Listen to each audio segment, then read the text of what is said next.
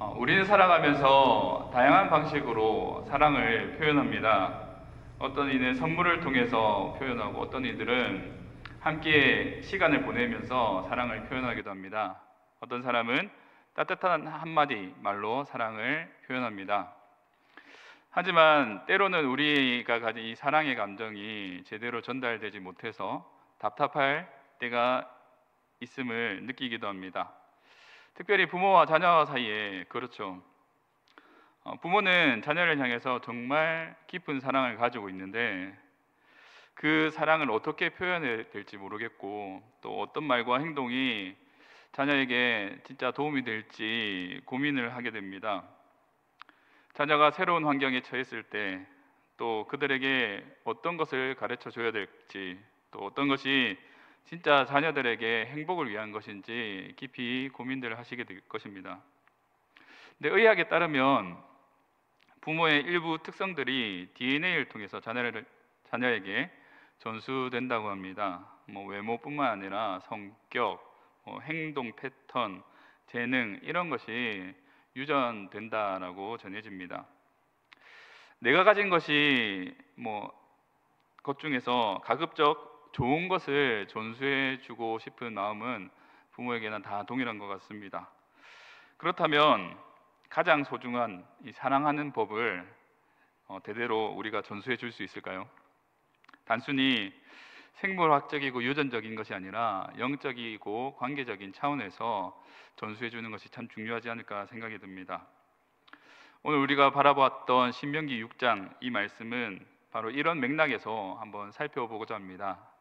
자녀 신앙 교육에 대해서 많이 다루고 있는 이 쉐마 이스라엘 이 말씀을 통해서 하나님께서 자신의 백성들에게 어떻게 사랑을 표현하시는지 그리고 그 사랑이 어떻게 마음에 새겨져서 다음 세대로 전수해 줄 수 있는지 이것을 함께 묵상하고 또 마치 DNA처럼 자녀에게서 부모에게서 자녀로 또 세대에서 세대로 이어져야 할 사랑의 유전자가 무엇인지 함께 살펴보고자 합니다.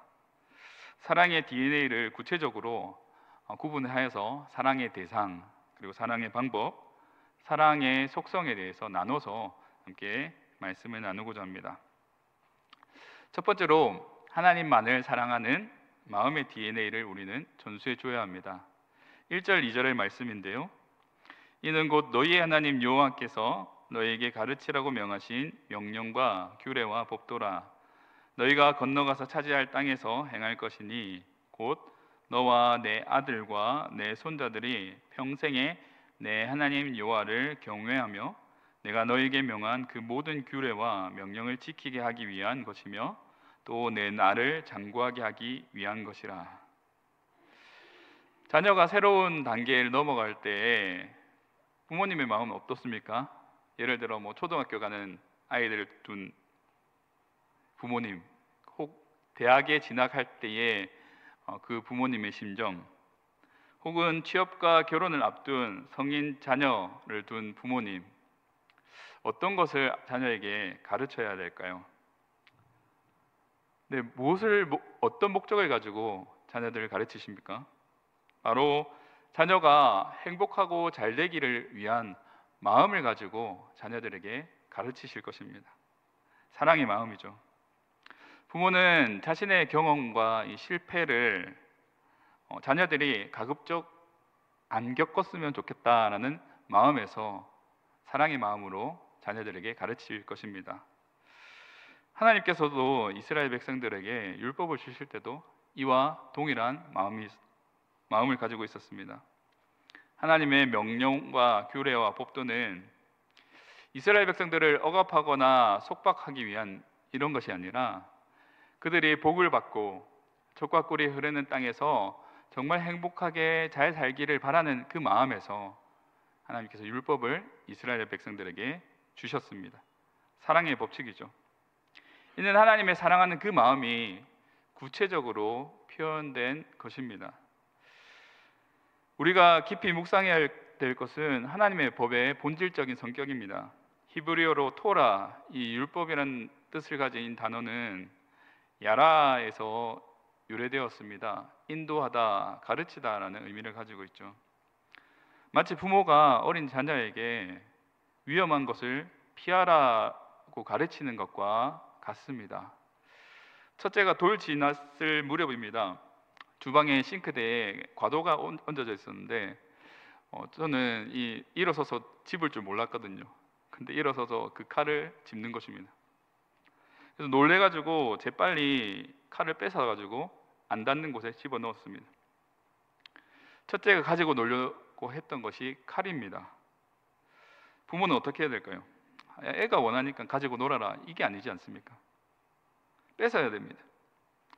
아이가 좋다고 좋아하니까 가지고 놀라라고 주면 다치거나 심각한 생명의 위협을 느낄 수 있습니다. 그러니까 뺏어서 안 돼라고 가르치는 거죠. 이와 마찬가지입니다. 하나님의 율법은 우리를 제한하고 얽매이고 속박하는 것이 아니라 우리의 참된 자유와 행복을 누리도록 인도하시는 사랑의 가르침입니다. 여기서 주목해야 할 점은 이 율법의 지속성과 연속성입니다. 너와 내 아들과 내 손자들이 평생이라고 표현하고 있습니다. 하나님의 법이 일회적이거나 일시적인 것이 아니라 세대를 초월해서 이것은 영원히 지켜져야 할 하나님의 법임을 강조하고 있습니다. 이는 단순히 집안의 전통을 물려주는 것 차원이 아니라 하나님의 창조 질서 안에서 인간이 가장 풍성하고 완전한 삶을 살 수 있는 길을 알려주는 것입니다. 내 나를 장구하게 하기 위한 것이다 라는 말씀이 있습니다.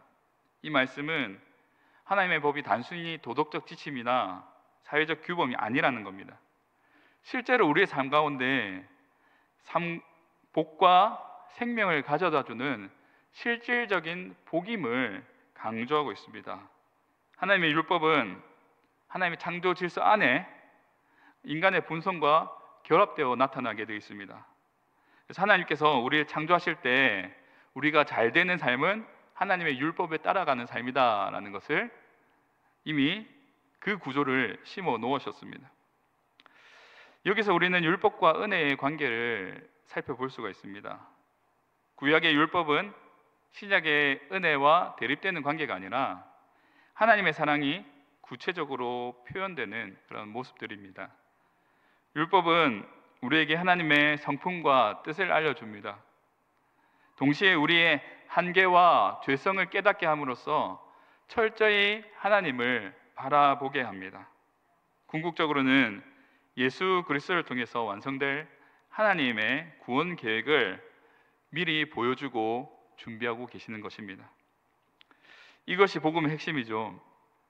하나님의 법은 우리를 정죄하기 위한 것이 아니라 우리를 생명과 풍성함으로 인도하는 목적을 가지고 있습니다.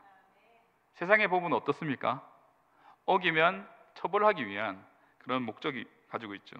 그런데 하나님의 법은 사랑과 보호를 하기 위한 목적을 가집니다.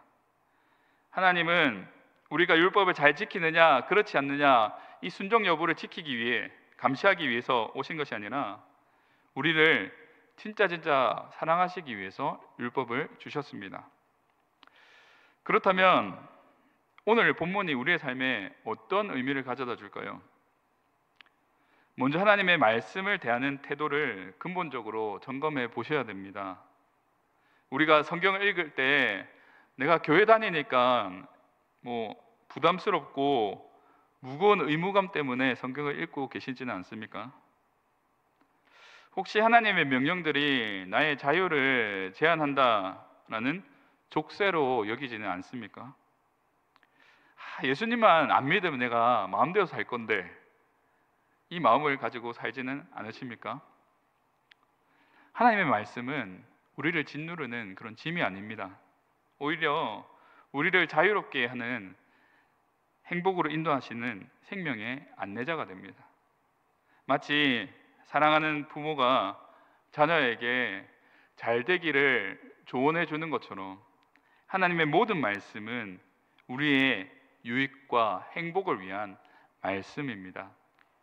사랑하는 성도 여러분, 우리는 의무감이 아닌 감사함으로 하나님의 뜻을 구할 수가 있습니다. 성경 읽는 것이 우리에게 숙제가 아니라 정말 하나님의 사랑의 보물이 숨겨져 있는 보물찾기처럼 성경을 읽어보시기 바랍니다. 기도하는 것이 의무가 아니라 우리의 특권입니다. 성도 외에 하나님께 구할 사람이 누가 있습니까? 하나님께서 우리 아버지 되시니까 우리가 하나님께 구하는 것입니다. 순종이 강요가 아니라 자연스러운 사랑의 표현이 됩니다. 나를 사랑하시는 아버지의 말씀이니까 내가 이것을 순종하고 자발적으로 따르는 것입니다. 우리가 하나님의 사랑을 깊이 깨달을 때 하나님의 말씀은 우리에게 정말 달콤한 꿀과 같습니다. 더 나아가 이 말씀은 우리가 다른 사람에게 복음을 전할 때에도 중요한 통찰력을 제공합니다. 복음은 사람들에게 죄를 지적하고 그것을 정죄하는 기능이 아닙니다.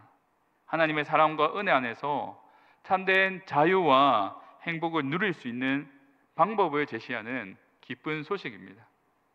우리가 복음을 전할 때 사람들이 먼저 하나님의 사랑을 경험하고 그 사랑 안에서 참된 삶의 의미와 목적을 발견하도록 도와주는 것입니다. 이것이 바로 오늘 읽은 신명기에서 보여주는 하나님의 마음입니다. 예수 그리스도를 통해서 완전히 드러난 복음의 본질입니다. 사랑의 법칙을 통해서 하나님의 마음을 사랑하는 DNA를 마음속에 새기시면서 우리 자녀들과 이웃들에게 전수해 줄 수 있는 저와 여러분 되시기를 주님의 이름으로 간절히 소원합니다. 두 번째로 전인격적으로 사랑하는 마음의 DNA를 전수해야 됩니다. 4절과 5절 말씀입니다. 이스라엘아 들으라, 우리 하나님 여호와는 오직 유일한 여호와이시니 너는 마음을 다하고 뜻을 다하고 힘을 다하여 내 하나님 여호와를 사랑하라. 이 쉐마, 들으라 라는 이 명령은 단순히 명령이 아닙니다. 하나님과 나의 관계를 드러내는 관계적 본질을 보여주고 있습니다. 듣는 것을 넘어서 순종과 헌신을 포함하는 깊은 의미가 담겨 있습니다. 여기서 중요한 것은 하나님의 유일성입니다. 우리 하나님 여호와는 오직 유일한 여호와이시니, 이 선언은 세상 모든 신들과 우상들, 그리고 우리가 의지하고 싶어하는 어떤 것들 중에서 오직 여호와만이 참되시고 유일하신 하나님이심을 강조하고 있습니다. 우리는 하나님께서 유일한 하나님이심을 믿고 있습니다. 근데 본문의 배경이 되는 문화와 종교적 맥락을 한번 살펴보면요, 고대 근동사회에서는 철저히 다신교 문화였습니다. 각 민족과 지역마다 고유한 신들이 있었습니다. 그래서 상황에 따라서 그 해당하는 신들을 찾아가서 섬겨야 됩니다. 농사를 위해서는 바알을 섬겨야 되고요, 전쟁을 위해서는 전쟁의 신을 찾아가야 됩니다. 그리고 사랑을 위해서는 아스타롯을 찾아가서 그를 섬겨야 됩니다. 이런 환경에서 여호와는 유일한 하나님이시다, 이 선언은 단순히 숫자적 개념이 아니라 존재적 유일성을 의미합니다. 다른 모든 것들은 피조물이거나 인간이 만든 우상에 불과하지만 오직 여호와 하나님만이 창조주 하나님 한 분이시라는 뜻입니다. 히브리어 에하드, 이 유일한이란 뜻은 수적인 개념을 넘어서 통일성을 가지고 있고 온전함 가지고 있고 분열되지 않음을 뜻하고 있습니다. 이는 하나님께서 변덕스럽거나 일관성이 없으신 분이 아니라 언제나 동일하시고 신실하신 분임을 나타내 보여줍니다. 하나님은 하나님의 성품과 이 사역이 온전히 일치됨을 의미합니다. 하나님의 사랑과 공의와 자비와 진리가 서로 모순되지 않고 완벽한 조화를 이루는 뜻입니다. 이런 하나님의 유일성은 우리가 분열된 마음으로 하나님을 섬기는 것이 아니라 온전한 마음으로 한 분이신 하나님만을 섬겨야 된다는 것을 요구하는 것입니다. 다신교가 판을 치는 세상 가운데 유일한 하나님을 어떻게 가르칠 수 있을까요? 이것은 믿음이 아니면 불가능합니다. 하나님의 말씀이 아니면 결코 가르칠 수가 없습니다. 여기 계신 분들이 전부 다 예라고 할 때 제가 아니요라고 할 수 있겠습니까? 웬만한 용기 아니고서는 어렵습니다. 그럼에도 불구하고 유일한 하나님을 섬기고 사랑하라라고 말씀하고 있습니다. 유일하신 하나님께 드려야 할 것은 사랑이죠. 이것은 전인격적인 사랑입니다. 우리의 모든 것을 하나로 모으는 것입니다. 여기서 사랑의 방법이 나옵니다. 마음을 다하고 뜻을 다하고 힘을 다하여서 사랑하라 라고 표현하는 거죠. 이것은 감성, 의지, 우리의 모든 소유와 삶 전체를 하나로 모아서 하나님을 사랑하라 라는 뜻입니다. 이는 부분적이거나 선택적인 것이 아닙니다. 전 존재를 다한 사랑과 헌신을 주님께 드리라 라는 말씀입니다. 마음을 다하고 뜻을 다하고 힘을 다하는 이 삼중 구조는 각각 인간 존재의 영역의 핵심을 보여줍니다. 첫 번째로 마음을 다하여 이 레바브, 마음은요 단순히 감정의 중심이 아니라 인간 내면의 전체를 의미합니다. 인격과 행동의 근거가 됩니다. 오늘날로 바꿔서 얘기하면 뇌와 가까운 역할을 합니다. 생각하고 계획하고 결정하는 것이 레바브입니다. 따라서 마음을 다하여 하나님을 사랑하는 것은 우리의 모든 생각과 의도, 계획과 결정을 하나님께 향해야 된다는 겁니다. 둘째로 뜻을 다하여 히브리어는 네페시입니다. 이것은 생명, 영혼, 자아 정체성을 나타냅니다. 그러니까 인간의 존재 자체가 나는 누군가 하는 이 정체성, 이것이 네페시로 설명됩니다. 뿐만 아니라 욕구와 갈망, 깊은 열망, 이것들이 네페시가 될 수 있습니다. 따라서 뜻을 다해서 하나님을 사랑하는 것은 우리의 존재 목적, 정체성은 하나님과의 관계성 속에서 드러내야 된다는 말씀입니다. 동시에 우리의 깊은 갈망 역시 하나님을 추구하라라는 말씀입니다. 힘을 다하여 히브리어는 메오드라고 합니다. 매우 힘이라는 뜻에서 나온 명사입니다. 그래서 우리의 모든 능력과 자원, 소유를 가리킵니다. 물질적인 것뿐만 아니라 시간, 재능, 체력, 영향력, 우리가 가진 모든 것을 포함합니다. 따라서 힘을 다하여 하나님을 사랑하는 것은 우리의 모든 자원과 역량을 다 동원해서 하나님의 영광을 위해서 사용하라는 말씀입니다. 그러니까 마음과 뜻과 힘을 다해 하나님을 사랑하라는 것은 우리의 전인격, 우리의 삶 전체가 하나님을 향하다라는 말씀입니다. 어느 하나만 골라서 하나님을 향하는 것이 아니라 하나도 빠짐없이 총력을 다해서 하나님을 사랑하라라는 말씀입니다. 근데 우리 삶을 돌아보면 그렇지 못할 때가 많죠. 종종 삶을 구분해서 종교적인 삶과 세상적인 삶을 구분해서 살아갑니다. 교회에서 정말 경건하게 예배 드리고 찬양하지만 직장에서는 다른 기준으로 삽니다. 주일에는 헌신적이지만 평일에는 성도와 일반인이 구분되지가 않습니다. 하지만 오늘 본문 쉐마가 요구하는 것은 이런 구분된 삶이 아니라 통합적인 삶을 요구하고 있습니다. 우리의 존재 모든 차원이, 모든 것들이 하나님의 것이기 때문에 하나님을 향한 그런 삶이 되어야 된다라고 말씀합니다. 이것이 복음적 순종의 본질이죠. 우리가 하나님을 사랑하는 것은 억지가 아니라 감사의 반응입니다. 하나님이 먼저 우리를 사랑하셨기에 우리가 그 사랑에 응답하여서 하나님을 사랑하는 것입니다. 순종은 사랑의 다른 이름이죠. 지금을 살아가는 저와 여러분에게 하나님의 유일성은 끊임없이 도전을 받습니다. 우리는 당시 이스라엘과는 다른 형태의 우상들의 공격을 받습니다. 성공, 물질, 명예, 안전함, 이런 것들이 하나님의 자리를 호시탐탐 노리고 있습니다. 물론 이런 것들은 악한 것이 아닙니다. 하지만 하나님보다 그것들을 더 중요하게 생각할 때 우상이 될 수 있는 거죠. 그래서 오늘 본문 쉐마가 우리에게 질문을 던집니다. 과연 우리 마음속에 하나님이 유일한 자리를 차지하고 계십니까? 우리가 정말 어려운 순간에 의지하는 것은 무엇입니까? 우리의 정체성과 가치를 결정하는 것이 하나님의 사랑입니까? 아니면 세상의 가치관입니까? 이런 질문들을 통해서 우리는 우리의 삶 가운데 하나님의 유일성을 회복할 수가 있습니다.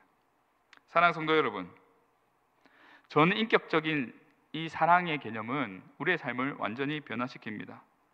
마음을 다한 사랑은 어떻습니까? 우리의 감정이 하나님께 향해 있음을, 우리의 의지가 하나님께 향해 있음을 보여줍니다. 억지로 감정을 좋게 할 필요는 없지만 우리의 기쁨과 슬픔과 소망과 두려움 이 모두가 하나님과의 관계 안에서 해석되어지고 경험되어야 합니다. 뜻을 다한 사랑은 우리의 지적 능력과 판단력이 하나님의 말씀에 기초하는 것입니다. 세상의 가치관이 아닌 성경적 세계관으로 세상을 바라보고 결정해야 합니다. 힘을 다한 사랑은 우리의 시간과 재능과 물질 모든 자원이 하나님의 영광을 위해서 사용되는 것입니다. 우리의 모든 것이 하나님을 향할 때 우리는 마음을 다하고 뜻을 다하고 힘을 다하여 하나님을 사랑한다라고 말할 수가 있습니다.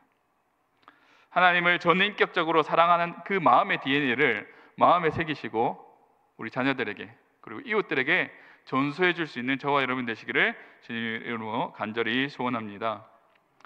마지막 세 번째로 변하지 않는 복음적 사랑의 DNA를 전수해야 합니다. 6절과 7절 말씀인데요, 오늘 내가 내게 명하는 이 말씀을 너는 마음에 새기고 내 자녀에게 부지런히 가르치며 집에 앉았을 때든지 길을 갈 때든지 누워 있을 때든지 일어날 때든지 이 말씀을 강론할 것이며. 하나님의 사랑을 경험한 사람이 풀어가야 할 삶의 모습들은 상당히 구체적입니다. 이는 개인적인 경험에만 머무르는 것이 아니라 자녀에게 이어져야 되고 또 세대와 세대 간에 초월하는 영원한 유산을 남기는 일입니다. 영원한 유산을 남기는 이 세 가지 방법론을 말씀드리려고 합니다. 마음에 새기는 것, 다음 세대에게 전수하는 것, 그리고 눈에 보이는 것과 영원한 지속적인 장치를 만드는 이 세 가지를 말씀드리고자 합니다. 첫 번째로 하나님의 말씀을 마음에 새기는 것입니다. 일시적인 감동이나 기억이 아닙니다. 돌에 새기는 것처럼 영구적이고 지속적으로 기억하는 겁니다. 이게 단순한 암기가 아니라 원문을 좀 인용해서 빌리면 심장에 말씀을 새기는 것입니다. 고대 근동에서 중요한 계약이나 약속을 할 때 돌판에 기록을 합니다. 그래서 영구히 보존했던 것처럼 하나님의 말씀도 우리 마음에 가장 깊은 곳에 지워지지 않도록 새겨야 됩니다. 돌에 글씨를 새기는 것이 쉬운 일입니까? 상당히 시간이 필요합니다. 노력이 필요합니다. 한번 망치로 땅 쳐서 기록되지는 않습니다. 반복적으로 정으로 망치질을 해가지고 해야지만 선명한 글자가 새겨지는 거죠. 마찬가지로 하나님의 말씀을 마음에 새기는 것도 지속적으로 하셔야 됩니다. 반복적인 노력이 필요합니다. 말씀을 마음에 새긴다는 그런 의미는 우리의 감정, 의지, 기억 이 모든 것이 하나님의 말씀에 의해서 형성된다는 것입니다. 하나님의 말씀에 의해서 인도함을 받아야 된다는 겁니다. 마음에 새겨진 이 말씀은 내가 의식하지 않더라고 하더라도 우리의 판단과 행동에 영향을 미칩니다. 삶의 위기와 시험 가운데서도 우리를 올바른 길로 인도하는 나침반의 역할을 하게 됩니다. 특별히 현대 정보화 시대를 살아가는 저와 여러분에게 말씀을 마음에 새기는 것은 참 쉽지가 않습니다. 왜 그렇습니까? 내일마다 수많은 정보가 울리고 들립니다. SNS, 뉴스, 광고 이런 것들이 끊임없이 우리의 귀를 괴롭힙니다. 그래서 우리 마음에 말씀 대신에 다른 것을 각인시키려고 합니다. 어떤 것을 스마트폰으로 검색하시면 신기하게도 다음번에 다른 뉴스를 보면 예전에 검색했던 그 물건이 광고로 뜰 때가 있습니다. 네가 찾는 물건 이거 아니냐? 꼭 이건 꼭 사야 돼. 계속해서 암시를 거는 거죠. 이런 환경에서 하나님의 말씀이 마음속에 새겨지지 않으면 세상의 가치관과 메시지들이 우리의 생각과 판단을 좌우하게 됩니다. 따라서 우리는 의도적으로 지속적인 노력을 통해서 하나님의 말씀을 마음에 새기셔야 됩니다. 이는 단순히 성경 구절을 암송하는 것을 넘어서 그 말씀의 의미와 적용을 깊이 묵상하고 일상 가운데 그 말씀대로 살아가려는 의지적인 결단이 필요합니다. 둘째로 다음 세대에게 전수하는 것입니다. 여기서 주목할 점은 부지런히 가르치며라고 말씀하고 있습니다. 이는 체계적이고 지속적인 교육을 의미합니다. 히브리어로 샤난이라고 표현하는데요, 원래 뜻은 날카롭게 하다, 반복하다는 뜻입니다. 칼을 갈 때에 열심히 막 반복해서 돌을 비비는 것과 같습니다. 이러한 것처럼 끊임없이 가르쳐야 된다라고 말씀합니다. 고상한 표현으로 체계적이고 지속적인 교육이지만 가슴에 와닿은 표현으로 바꿔서 얘기한다면 될 때까지 가르쳐야 되는 겁니다. 귀에 못이 박히도록 이야기를 해야 되는 것입니다. 일회성 교육이나 간헐적으로 공개하는 것이 아니라 하나님의 말씀이 자녀들의 마음에 깊이 박히도록 계속해서 반복해서 말해줘야 합니다. 이런 교육의 특징은 범위의 포괄성이 있습니다. 집에 앉았을 때이든지 길을 갈 때이든지 누워있을 때이든지 일어날 때이든지, 즉 삶의 일상 가운데 모든 순간 가운데 이루어져야 하는 교육이다라고 말씀하고 있습니다. 말씀을 가르치는 것이 형식적이고 의례적인 것이 아닙니다. 특정한 시간에 하는 것이 아니라 삶 전체가 교육의 현장이 되어야 된다는 겁니다. 아침에 일어나면서 밤에 잠자리에 들 때, 집에서 휴식하거나 식사를 할 때, 길을 걸으면서 이동할 때 모든 순간이 하나님의 말씀을 가르치고 나누고 전하는 기회가 되어야 됩니다. 쉐마의 교육 철학, 이것은 굉장히 혁명적인 것이었습니다. 고대 사회에서 종교 교육은 특정한 장소, 성전에서 또 특정한 사람이, 제사장이 종교 교육을 담당했습니다. 그런데 신명기 쉐마 이 말씀은 모든 부모가 교사가 되고 모든 일상이 교실이 되는 교육 체계를 말합니다. 이는 신앙이 특별한 종교적 행위가 아니라 일상 전체를 포괄하는 삶의 방식이다라는 것을 강조하고 있습니다. 교육학적 관점에서 보면 쉐마가 가르치는 이 방법론은 삶의 총체적인 접근에서 교육하는 접근법입니다. 당시에 매우 혁신적인 것이었습니다. 가장 효과적인 학습은 일상적인 경험과 연결될 때 일어난다는 것을 보여줍니다. 아이들은 책상 앞에서만 배우는 것이 아닙니다. 부모와 함께 산책하면서 또 식사하면서 놀이하면서 가장 많은 것을 배웁니다.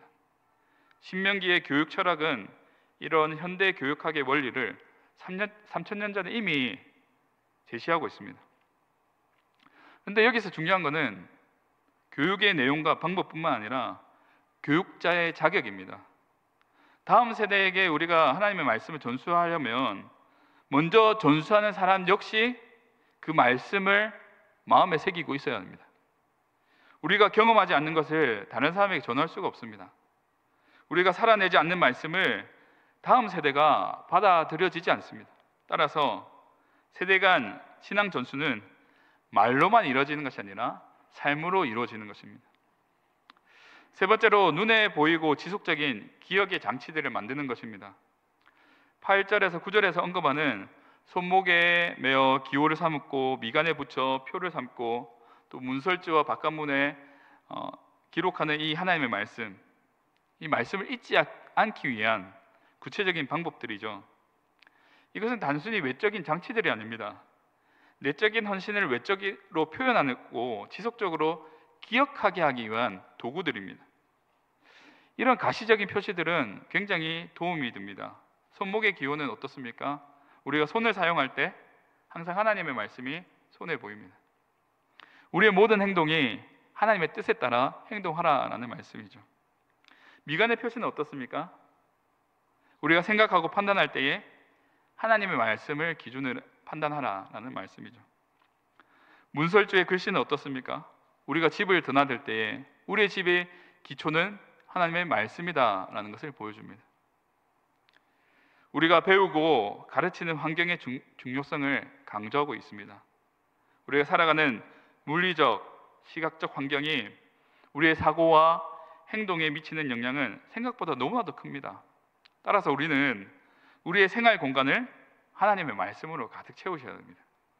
단순히 성경 구절을 벽에 걸어 놓는 것을 넘어서 우리의 일상적 생활이 하나님의 말씀을 기억하고 묵상할 수 있도록 조성하는 것을 의미합니다.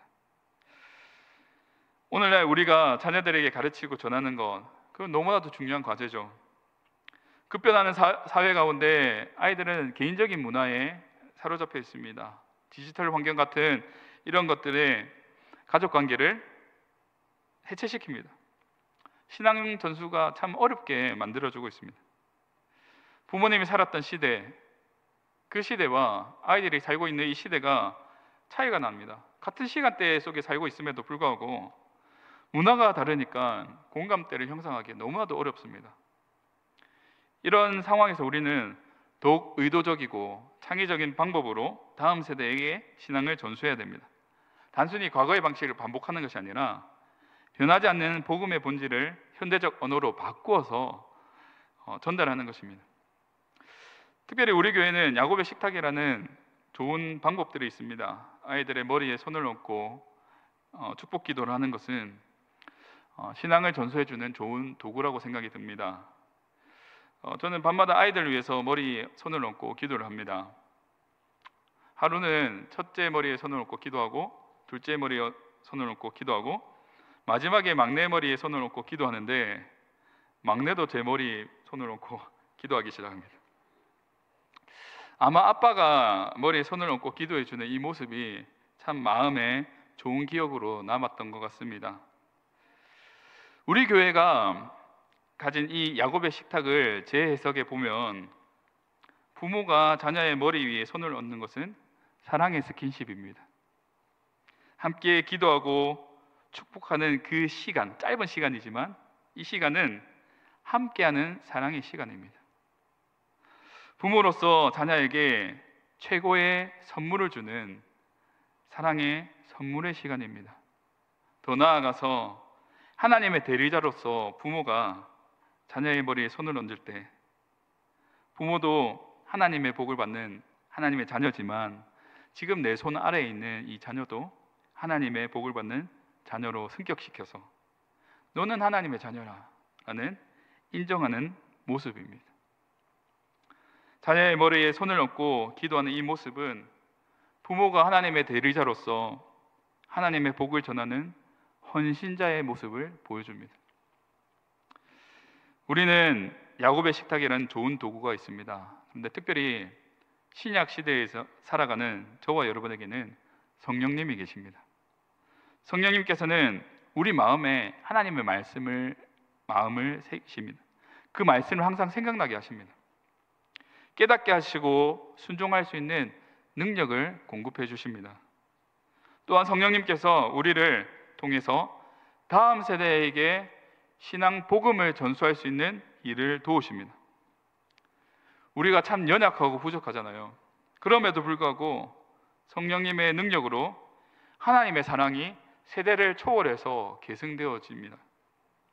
우리는 성령의 충만한 가운데 말씀 안에서 살아가게 되고 또 그 말씀의 풍성한 열매를 맺고 살아가게 됩니다. 그리고 이 열매가 다음 세대까지 전달될 수 있도록 우리의 사명은 여기에 있습니다. 이것이 바로 신명기가 제시하는 사랑의 유전자를 전수하는 모습과 방법입니다.